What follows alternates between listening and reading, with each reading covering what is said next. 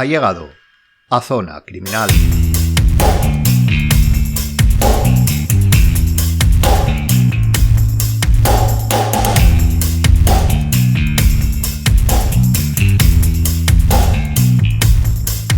Hoy, en este Crimitorial, vamos a hablar sobre detectives privados y, más concretamente, sobre novelas, en plural, o mejor dicho, sobre un detective de ficción y sus aventuras.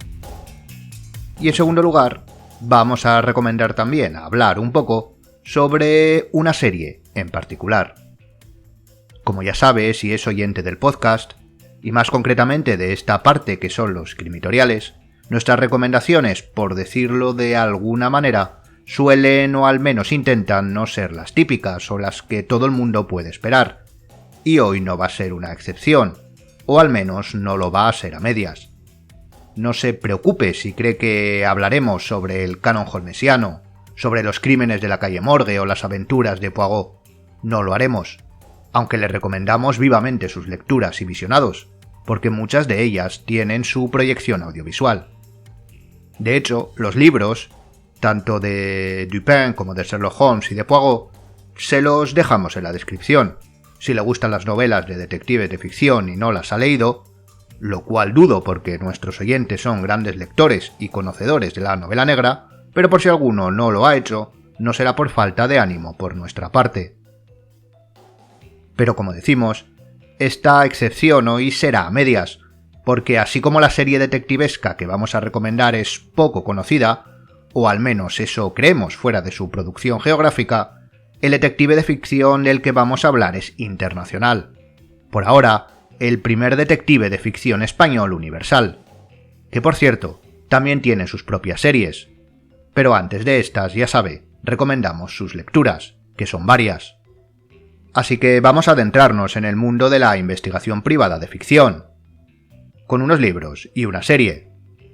Estas son nuestras recomendaciones para días detectivescos. Bienvenido a Crimitorial.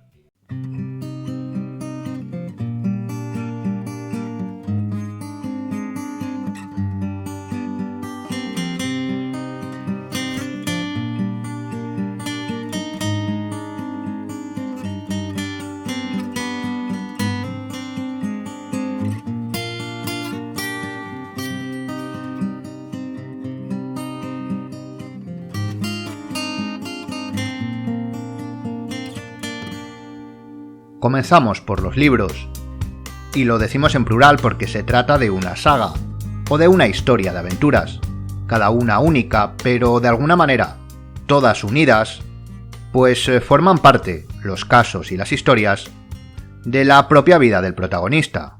Estamos hablando, por supuesto, del detective de ficción Pepe Carballo, una creación literaria exquisita de Manuel Vázquez Montalbán, nacido en 1939, y fallecido en 2003. No queremos especificar ninguna de las obras en concreto, sino todas. A nosotros, particularmente, por haber sido leídas las primeras, nos traen gratos recuerdos los títulos de Tatuaje de 1986 y Los pájaros de Bangkok de 1983. No obstante, les dejaremos las referencias de más títulos de la saga. Pepe Carballo como personaje es tremendamente complejo, y todo esto, toda esta complejidad, la normaliza, digamos, como detective privado. Lo que queremos decir es que siempre en las novelas, el protagonista destaca entre los demás, y hay ciertas características, de las que ser detective es una de las más llamativas, que ya de por sí hacen prejuzgar que éste tiene particularidades especiales, una inteligencia supina, una capacidad de observación extrasensorial, este tipo de cosas a las que estamos acostumbrados. Pero en este caso, Pepe Carballo es un detective en el cual cada acción que emprende y cada caso que resuelve está impregnado de una normalidad que no es tal, pero que hace que se perciba de esa manera. Y eso se consigue porque todo en él es contradictorio, incluyendo el contexto de las novelas, la España a partir de los años 50, y por eso mismo, la contradicción como regla se vuelve normalidad.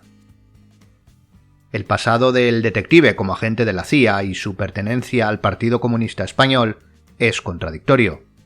Los prejuicios que se pueden tener en un primer momento sobre sus amigos exdelincuentes, personajes marginados, una novia que no es tal pero que se comporta como si lo fueran, y nos referimos a ambos, tanto a la novia como a Pepe Carballo.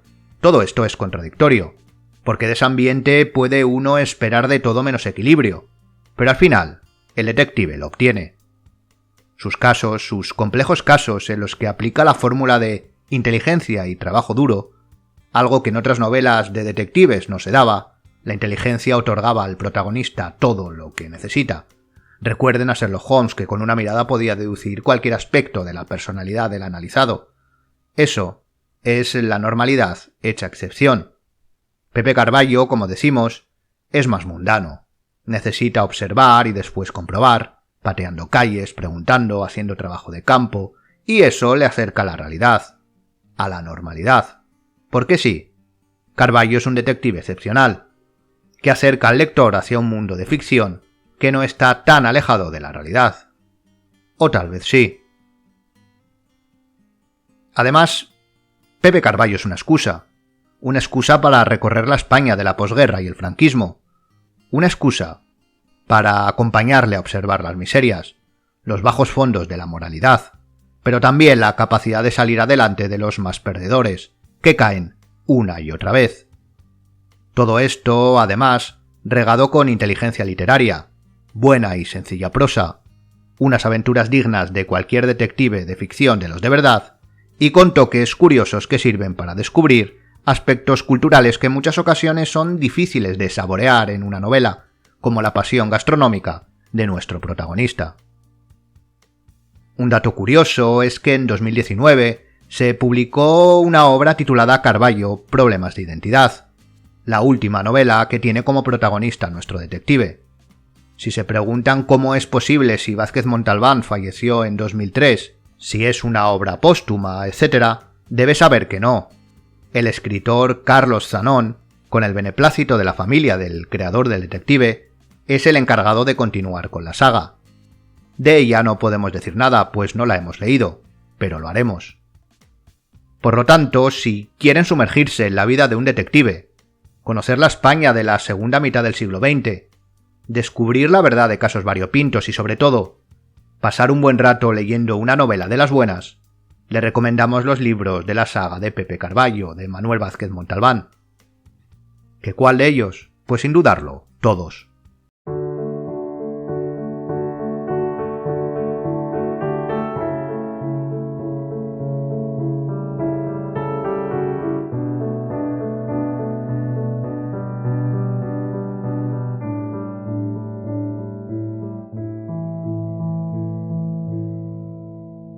En cuanto a la serie, ha sido un descubrimiento a dos tiempos, ya que hace algunos meses tuvimos constancia de su existencia, pero no dónde podíamos encontrarla, sobre todo doblada al español.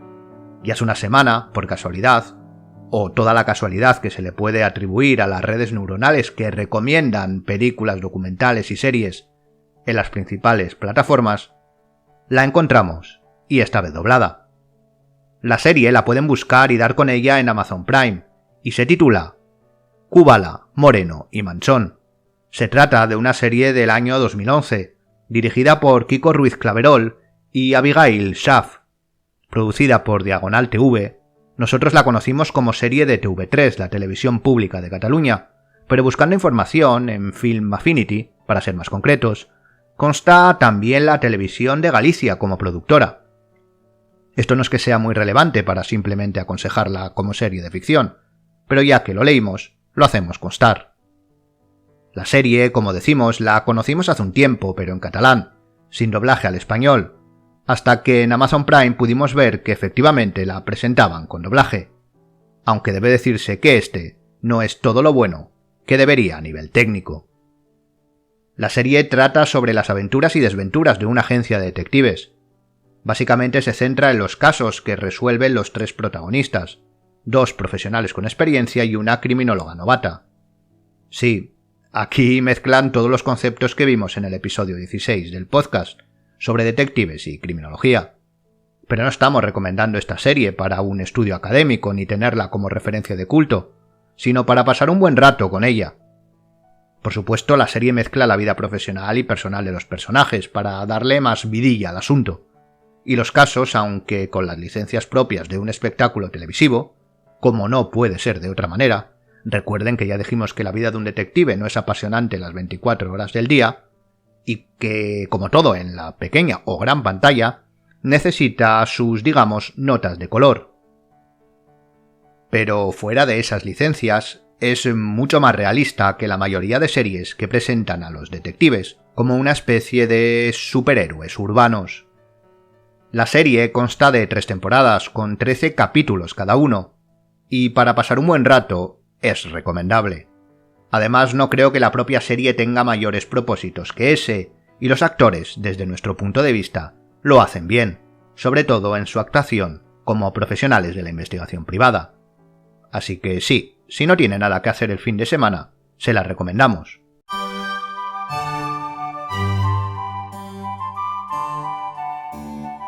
Y estas han sido las recomendaciones de hoy. En la descripción, como siempre, les dejamos las señas de la serie, y en cuanto a los libros, una recopilación de estos por si desean elegir más de uno, lo cual creemos una decisión acertada. Además, pueden seguirnos en redes sociales, tanto en el Instagram del propio podcast, como del Instituto Europeo de Ciencias Forenses y Seguridad, desde donde elaboramos y grabamos los programas. Y por supuesto, también están las referencias de los libros que hemos mencionado en la introducción. Gracias por escucharnos y hasta el siguiente Crimitorial.